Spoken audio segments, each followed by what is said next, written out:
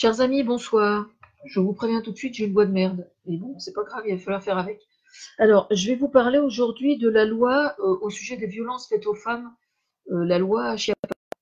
Bon, alors, bien qu'étant une ministre d'Emmanuel Macron, on va pas tirer sur l'ambulance, d'une certaine, c'est le cas de le dire, remarquez. On ne sait pas si dans l'ambulance, il y a une femme qui est en train de mourir ou pas, sous les violences de son mari, on ne sait jamais. Mais quoi qu'il en soit, il faut essayer d'être objectif et honnête. Quand il y a des choses positives qui sont faites, il faut le reconnaître. Bon. Ce que je veux dire par là, c'est qu'elle était invitée ce matin sur France Inter et elle a expliqué un certain nombre de choses. Et il y a des choses qui.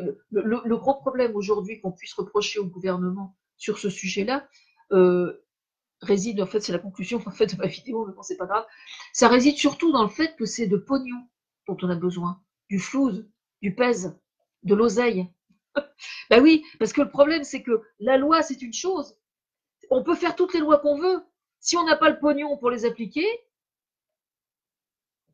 ben par définition, une femme qui va aller porter plainte, même si elle se sent le courage d'aller porter plainte, si elle est absolument persuadée que de toute façon, elle a très peu de chances de s'en sortir parce que les associations en question, elles sont complètement surbookées parce que il y a plein de femmes qui téléphonent et que on n'arrive pas à assurer justement le fait de pouvoir les héberger, par exemple. Bah, évidemment que statistiquement elles sont moins prédisposées à aller porter plainte aussi. Je veux dire par là qu'on peut faire toutes les lois qu'on veut, c'est du pognon, donc on a besoin du pognon. Voilà, donc ça c'est fait. Alors malgré tout, moi je vous recommande quand même d'aller réécouter son passage à France Inter ce matin, parce qu'elle a dit des choses qui sont intéressantes quand même. Bon, euh, ça c'est une chose. Alors j'ai plusieurs choses à dire. J'ai préparé, hein, comme je fais en ce moment. Au sujet du bracelet d'éloignement. Actuellement, tel que les choses sont faites, le bracelet d'éloignement ne peut être imposé à un homme qui serait violent qu'à partir du moment où la juge en a donné la consigne. Alors, je ne vous explique pas ce que ça donne. Quand vous habitez à 30, 40 ou 50 kilomètres du tribunal d'instance où exerce la juge qui elle-même est surbookée et qu'elle doit donner la consigne au commissariat pour protéger la nana qui est menacée de mort par son mec, ah ben c'est sûr qu'elle se sent vachement protégée, la femme. Hein. Je veux dire, le bracelet d'éloignement, c'est au sein du commissariat qui doit être imposé. Au sein du commissariat. En quoi ce serait un problème? J'aimerais bien qu'on m'explique. Qu'est-ce que j'entends là? Atteinte à la dignité de porter un bracelet. C'est quand même nettement moins dangereux que de se prendre un coup de couteau, hein, franchement. Hein. Enfin, je veux dire, un mec qui tabasse sa femme ou qui la frappe, franchement, hein, que le commissaire lui dise, écoutez monsieur, il y a une main courante qui a été déposée, rien qu'une main courante, hein, vous avez levé la main sur votre femme, vous allez donc porter un bracelet d'éloignement. J'aimerais bien qu'on m'explique en quoi ça pose problème. Le mec, il n'est pas jugé, hein. Elle a même peut-être pas porté plainte, hein. Il n'est pas jugé. Simplement le fait de porter ce truc-là, putain de merde, pendant 24 heures sur 24, ça va lui rappeler que le comportement qu'il a eu, c'est pas un comportement normal. C'est pour ça que c'est important. Mais si ça doit être décidé par la juge, excusez-moi, mais c'est autant pisser dans un violon. Hein. Parce que statistiquement, ça arrivera au bout de combien de fois, hein. Il va falloir qu'elle soit menacée de mort combien? 5 fois, 10 fois, 20 fois pour que ça avance? Non, ça doit être décidé au sein du commissariat. Autrement, ça sert à rien. Je veux dire, c'est complètement, c'est un coup d'épée dans l'eau. Les mecs, ils rigolent. Bon, ceci dit, il y a des choses quand même qui ont été intéressantes, qui ont été dites.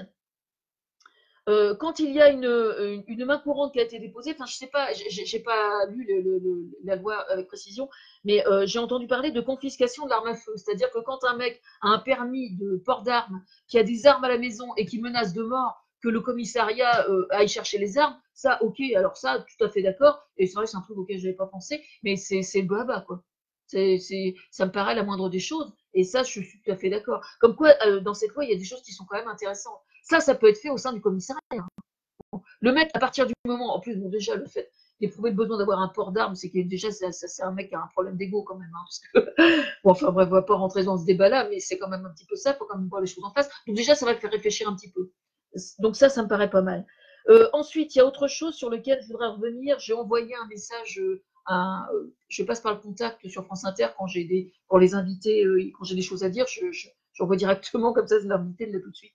Au sujet de la définition du viol, pénétration sous violence, contrainte, menace ou surprise. D'accord? Ça s'appelle un viol, quel que soit l'endroit par lequel la pénétration a eu lieu et quel que soit par quoi aussi. Parce qu'il y a des viols qui peuvent très bien intervenir par objet interposé, par exemple. Oui, je sais, ça peut paraître étrange, mais oui, c'est un viol, c'est une atteinte extrêmement grave à la personne, même si c'est avec un outil, avec n'importe. Non, mais un violeur, ça peut aussi être un pervers. Voilà. De toute façon, je vois pas très bien où est la différence entre nous au niveau des dégâts sur la victime, hein. Que ce soit par son pénis ou que ce soit d'une autre façon, c'est la même gravité, quoi. Alors, moi, ça m'interpelle au sujet de la menace. Parce que la menace, d'une certaine façon, je ne sais pas si les avocats s'en saisissent de ça. Mais il se trouve que la menace, ça peut englober aussi le phénomène, enfin, ça n'englobe pas le phénomène d'emprise psychologique. Mais la menace, ça peut être aussi sur le plan social. Je pense à ce qu'on appelait jadis le droit de cuissage. Hein. C'est-à-dire que votre supérieur hiérarchique vous laisse entendre que vous allez devoir y passer parce que c'est une chef. Voilà. Je pense que ça existe encore, malheureusement. On appelle ça le harcèlement. Mais dans le temps, ça s'appelait le droit de cuissage. Mais dans le cadre de la loi, la menace, là, je veux dire, sur le plan social, quand quelqu'un se trouve rangé dans un placard parce qu'elle n'a pas voulu, par exemple, c'est une menace, là. D'accord? C'est une menace. Alors, je ne sais pas si les avocats s'en saisissent, mais c'est dans le texte. Je ne l'ai pas inventé, hein. C'est dans le texte de loi. Je vais mettre le lien d'ailleurs. La loi telle qu'elle est prête à interprétation puisque la notion de contrainte peut s'élargir à la contrainte sociale dans la hiérarchie d'une entreprise, droit de cuissage. Voilà, c'est ce que j'explique. Il manque un truc dans cette définition-là. Il manque la notion d'emprise psychologique. Parce qu'il est là le problème. Aujourd'hui, quand vous avez, par exemple, parce que c'est vrai que c'est un problème, cette histoire. Moi, je comprends très bien les associations qui veulent qu'il y ait absolument un âge précis à partir duquel, etc. Je comprends très bien, mais c'est moi qui suis à l'origine du fait que ça ne se fasse pas vraiment, en fait. Et je vais vous expliquer pour quelle raison. Il arrive aussi à 13 ou 14 ans qu'une jeune fille soit parfaitement consciente de ce qu'elle fait. Hein, et qu'elle soit dans une démarche de séduction effective. Je sais parce que moi, j'ai connu quelqu'un de proche de moi dans un milieu scolaire, je ne vais pas dire où ça se produisait véritablement. Et j'avais beau discuter avec elle en lui expliquant quand même qu'il y avait quelque chose de. Mais elle était. Pour elle, il n'y avait absolument aucun problème. Elle était parfaitement consciente de ce qu'elle faisait. Elle était elle-même dans la manipulation entièrement, hein, du mec qui était nettement plus vieux. Non, mais c'est extrêmement complexe la psychologie d'une adolescente. Ce qui est grave, en fait, ce qui serait grave, ça serait que de déterminer un âge extrêmement précis, ça pourrait avoir pour conséquence que cette relation soit considérée comme un viol, alors que dans l'esprit de la jeune fille, sur le moment ou les années qui suivent, elle considère que non. C'est-à-dire que ça serait rendre traumatique quelque chose qui en réalité ne l'est pas. C'est pour ça que c'est difficile. De façon générale, ce qu'il faut bien admettre, c'est que on peut faire toutes les lois qu'on veut. On peut faire toutes les lois qu'on veut. Tous les violeurs sont ce qu'on appelle des pervers manipulateurs. Et les pervers manipulateurs, par définition, ils sont tellement pervers qu'ils arrivent à embrouiller les psys et les psychiatres, mais alors ils les roulent dans la farine. Enfin, moins maintenant, beaucoup moins maintenant, parce que le profil pervers manipulateur a quand même été vachement travaillé et vachement bien défini, quoi, maintenant, depuis 5 ou 10 ans. Je pense que j'y œuvrais un petit peu aussi, mais je sais qu'il y a 10-15 ans, ils roulaient dans la farine les psychiatres, sans aucun problème. Voilà, bon, bref. Ce que je veux dire par là, c'est qu'on peut faire toutes les lois qu'on veut. La perversité, malheureusement, elle fait partie de la nature humaine. Et donc, on doit toujours adapter la loi le mieux possible pour protéger le citoyen, c'est vrai, mais il existera toujours des cas particuliers et des trous dans la raquette, si minimes soient-ils. C'est absolument inévitable. Et alors, je vais vous expliquer pourquoi. Bon, là, je suis à la conclusion, j'ai mis la conclusion trop tôt. Mais j'ai un autre point sur lequel je veux revenir. Au sujet de la suggestion qui est adressée aux généralistes de dénoncer l'agresseur quand il sent que sa patiente est en état qu'il y a un risque pour sa vie, vraiment. On lui demande, c'était d'abord, on l'oblige à dénoncer. Et puis là, tout le monde est arrivé dans les grands cas, et donc la loi a évolué, et on a dit, on lui suggère, enfin, on lui conseille de dénoncer l'agresseur. Alors, la réponse des généralistes, c'est de dire, attention, attention, et cette remarque est parfaitement justifiée. Attention, la femme en question risque d'avoir peur que la confiance soit rompue entre elle et sa patiente. Et ils ont parfaitement raison sur ce point. Sauf que on peut leur suggérer aussi de faire tout ce qui est en leur devoir pour qu'elle aille effectivement porter plainte.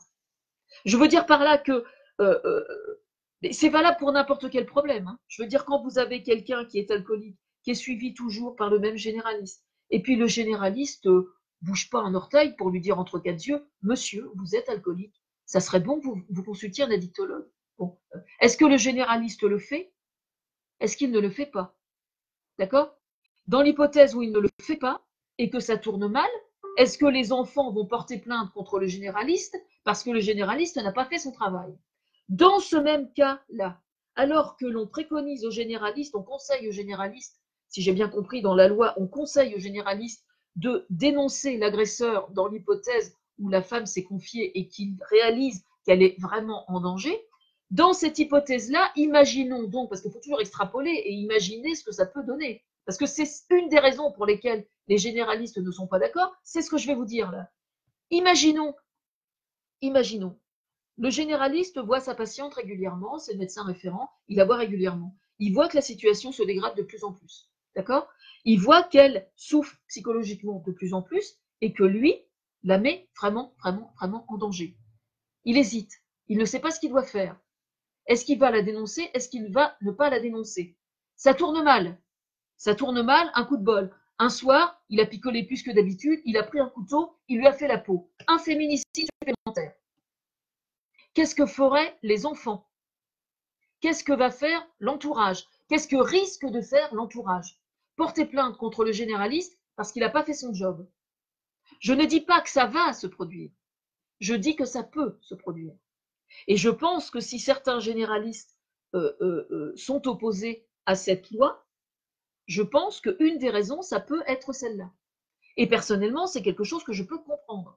Mais moi, je répondrais aux généralistes que quand ils voient qu'une femme subit des violences conjugales et qu'elle ne va pas porter plainte, il y a aussi une autre possibilité qui consiste de la part du généraliste, mais c'est valable dans le cas d'alcoolisme, d'addiction, de n'importe quelle autre addiction. Le généraliste peut aussi dire à son patient, écoutez, moi je considère que vous êtes en danger, je vous suggère de prendre contact avec vos enfants pour qu'on fasse une réunion et qu'on en parle. Qu'est-ce que vous en pensez? Ensuite, le patient, il dit oui ou il dit non. Je suis d'accord. Mais il n'empêche que le généraliste, dans cette hypothèse-là, mine de rien, c'est quand même couvert. Je veux dire, déontologiquement, il a pris toutes les précautions nécessaires. Dans le cas de violence conjugale, moi, je me souviens avoir entendu, parce que les féminicides, on en parle de plus en plus, je me souviens dans des cas récents d'enfants qui ont tué leur père parce qu'ils n'arrêtaient pas de tabasser leur mère. Il y a eu le cas d'un homme et d'un jeune homme et d'une jeune femme, d'une jeune fille. Tous les deux, ils ont fini par tuer le père parce que justement, personne ne bougeait. Ils étaient allés au commissariat et la plainte n'avait pas été prise et le nécessaire n'avait pas été fait. Et donc, ils ont fini par tuer l'agresseur pour protéger leur propre mère. Bon, quelle attitude? La première réflexion qu'ils ont eue tous les deux, c'est de dire rien ne bougeait, rien ne bougeait. Alors, je suis pas en train de prétendre que le généraliste en question n'a pas fait son job. Est-ce qu'elle voyait son généraliste généralement ou pas? Est-ce qu'il constatait quelque chose ou pas? Parce que vous avez aussi des patientes qui vont ne rien dire. Parce que ça existe aussi, ça. Alors, ce que j'en déduis, c'est que de toute façon, une femme qui subit des violences, c'est quelque chose d'extrêmement complexe. Le fait que ce soit extrêmement complexe, je ne suis pas en train de prétendre que faut rien faire. Non, c'est pas du tout ça. Je veux dire simplement que faire une loi qui serait idéale et qui couvrirait toutes les situations, Bah juste, ça n'existe pas, quoi. Et c'est juste impossible. Il existe des hommes qui vont lever la main une seule fois sur leur femme, la femme va se tirer, et elle aura raison. Hein. Et le mec, la première chose qu'il va faire, c'est de consulter un psy en disant j'ai fait une énorme connerie, et j'aime ma femme, et elle s'est tirée, mais je veux m'en sortir, et je veux la récupérer, il faut que je me soigne. Ça existe, ça aussi. Des hommes qui ont l'intention de s'en sortir et de ne pas rester un homme violent. Et il faut leur donner leur chance aussi. Mais c'est à la femme de décider si elle lui donne sa chance ou pas. Et au bout de combien de mois, de semestres ou d'années, elle daignera revenir. Parce que c'est pas en voyant un psy 3 fois hein, qu'on soigne le problème. Hein. On est bien d'accord. Hein. Voilà. Ouais, faut pas trop me faire chier sur le sujet. Hein.